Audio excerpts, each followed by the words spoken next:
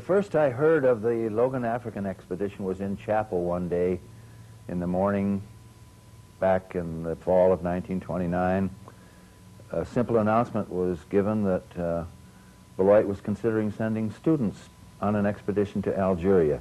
And if anyone was interested to go and see a Mr. Pond at Logan Museum after school. So that afternoon I went over and met Alonzo Pond for the first time.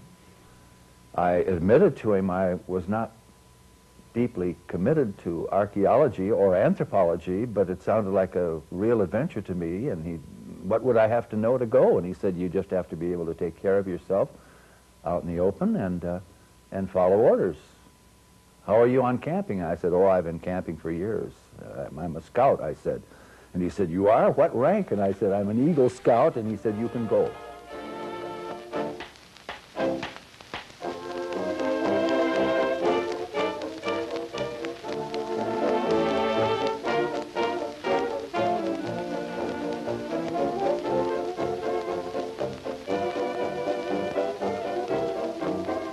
A young fellow by the name of Alonzo Pond, whom I did not really know at that time, had walked over to me and wanted to know if I had a real deep interest in this type of work.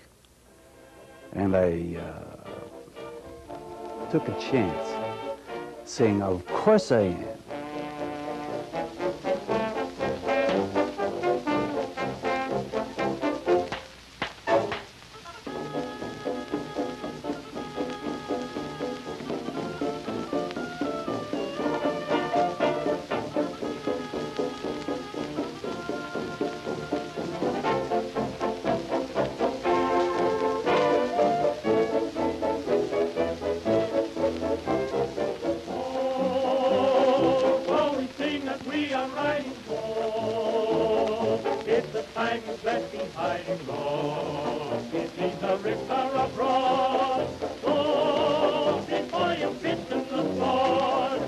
Archaeology at Belloit College certainly didn't begin with Alonzo Pond, but the expeditions that he led and the collections that he purchased certainly provided a very important foundation for the tradition of archaeology here at the college.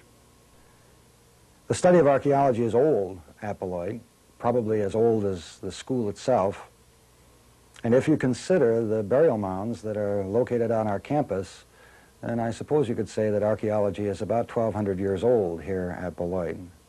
So today, about 55 years after the 1930 expedition, 48 years after the first bachelor's degree in anthropology was awarded by this college, and approximately 700 anthropology majors later, we're stopping to consider the contributions of Alonzo Pond and this expedition. And what we will find this afternoon is that the 1930 expedition and Alonzo Pond himself not only represented one highly imaginative, exciting, and, in a sense, entrepreneurial moment for this college, but it also did some other things. It helped to establish a tradition of active fieldwork in undergraduate education at this college. It brought to Logan one of its most significant, if not its most significant, collection. It yielded a significant amount of published scholarship on North African prehistory and culture. During this afternoon, we will find, as we try to relive the past, that the past will blur with the present. It's not going to be easy to keep the two distinct. And we will find, I think, also that that's not a bad idea, to blur the past with the present. Well, when we were about 5, we lived out on a mini farm, I call it, on the edge of Janesville, Wisconsin. And one of our nearby neighbors, an old maid who was very much interested in natural history, and I used to go over there and hang around quite a little. And so I learned quite a bit of natural history from her. And from then, my uncle and my dad used to take me out and walk, and little by little I accumulated quite a bit of natural history. Just as a kid, one day somebody brought a bird into the 8th grade. I was only in 4th. principal was in charge of the 8th grade, and she was stuck. She couldn't answer the kids' question what kind of a bird it was. And finally she said, well, you go down to 4th grade and have the teacher ask that boy down there that knows so much about birds. That established me in my mind as an authority. And when you're an authority, you're supposed to know and not just guess, you know. I found a dead bird that I couldn't identify. We didn't have bird books until another year. And I asked my dad, he didn't know. And my uncle, well, it's a woodpecker. And I said, yeah, I know that from the bill. But what kind of a bird? I didn't know. And none of them seemed to know. And my dad must have realized that it really meant something to me to find out what that bird was. And so finally he said, well, I'll tell you, there's an old man lives over at the corner of Prospect and Caroline Street. And they say he knows everything about birds and plants and things like that. He says, I think if you take that bird over there and ask him what it is, he'll tell you. Well, I found my way over to the corner, and the porch was glassed in, and it was right straight up from the walk. So your steps up there were steep, and there was no room to stand on anything. But I walked up the steps and knocked on the door, and then I had to walk down again because there wasn't room to stand. Pretty soon the door busted open, and there was a great big tall giant with gray hair and my grandfather's beard. And what do you want? And I held out my bird. I said, what's that? Yellow-bellied sapsucker. Thank you. I took the bird and went home. Well, from that I got so that I'd call on the old man for almost anything I wanted to know about natural history. And he could answer it. And eventually that led me on to, when he got through with birds, he had begun to take up archaeology. And he just carried me right along with it. And when he wanted to go out and make a survey of some of the Indian mounds in southern Wisconsin, why, he took me along to do the legwork. People came from all over the state and some other states to watch the old man make arrowheads. And he built up a real big collection, and one thing led to another. And 17 years later, he agreed to give his collection to any museum that would publish the results of his experiments. Well, in those 17 years, I had traveled to the Gobi of Mongolia, and I'd been to Africa, and I had stopped off in England one time and went out to see how the flint knappers were making gun flints. So I really began to learn something about the subject.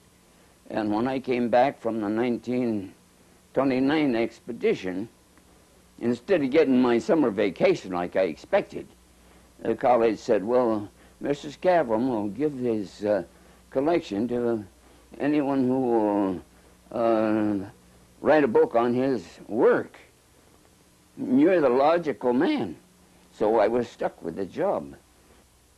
Beginning in 1925, Alonzo Pond, under the direction of Dr. George L. Colley, began a series of archaeological surveys and excavations in Algeria, sponsored by the Logan Museum of Anthropology. One of the goals of this work, and similar work carried out at the same time in France, was to examine the hypothesis advanced by Colley and others that it was the relationship between the European Aurignacian and the apparently similar material being recovered from sites in North Africa. Pond was first introduced to North African prehistory while attending the 1924 International Congress of Anthropologists at Toulouse, France. At this Congress, Maurice Regas, Administrateur Principal of the East Algerian Commune Mixte of Tebessa, gave a paper on materials from escargotiers around Tebessa. During the following summer of 1925, Pond and Colley visited Regas in Tebessa and studied sites in the area before going to Constantine. There, Pond and Regas joined the Franco-American Expedition on its trip south to Tamanrasset in the Hogar Mountains of the Central Sahara. During this trip of over 2,800 kilometers, a large number of archaeological sites were located and a great quantity of artifacts collected.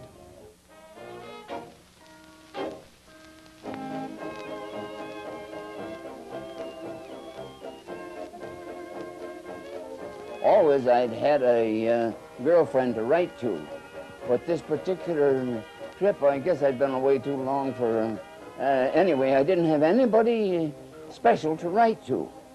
And I remembered that a friend of ours had once, well, several times told me, she said, I've got a girl up here in Madison I want you to meet. Oh, I didn't care about meeting any more women. I knew them all anyway. And, when I got down like that and didn't have anybody to write to, then I wrote to the girl and I said, introduce me by letter to that gal you've been wanting me to meet all the time. And, well, I wrote to her. The girl told my friend that she would answer a letter. And so I sat down and wrote her about my expedition, what we were going to do and so forth and so on. And she answered, and we got into a really nice correspondence. So that for the next 6 months, I was learning an awful lot about her from letters, and she was learning a lot about me. And when I came back from that trip, I made a date to meet her in person. And I had a picture of her on one of the letters, but taken with another guy. And I didn't think that was anything fair, but that's what I got. And anyway, we clicked when we met, quick like that. And that night we went for a canoe ride. We rented a canoe in Madison, and we got engaged. I think she was afraid that I'd tip the canoe over if she didn't say yes. My husband, Mr. Pond, is very sorry to miss us. He has planned on it for a year, and he couldn't come.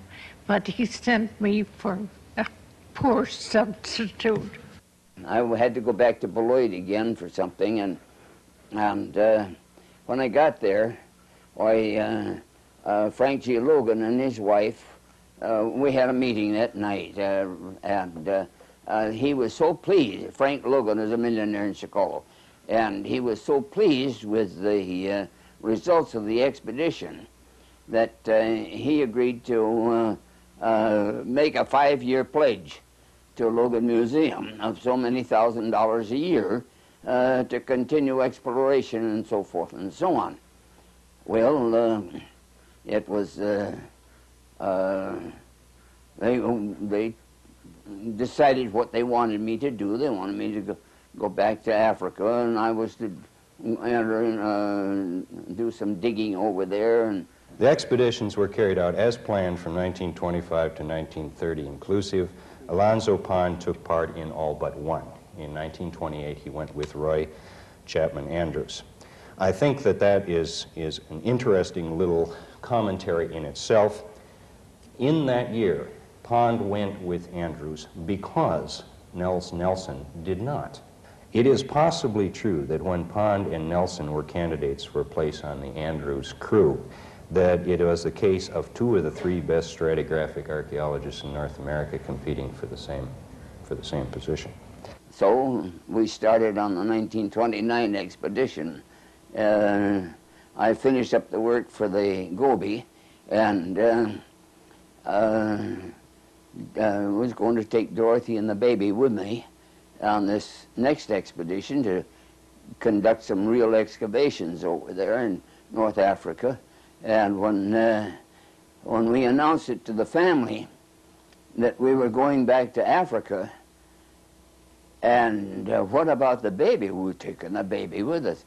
Taking a baby back to Africa? Are you crazy? No, I said, I don't think so. I think we'll get along all right. She's allergic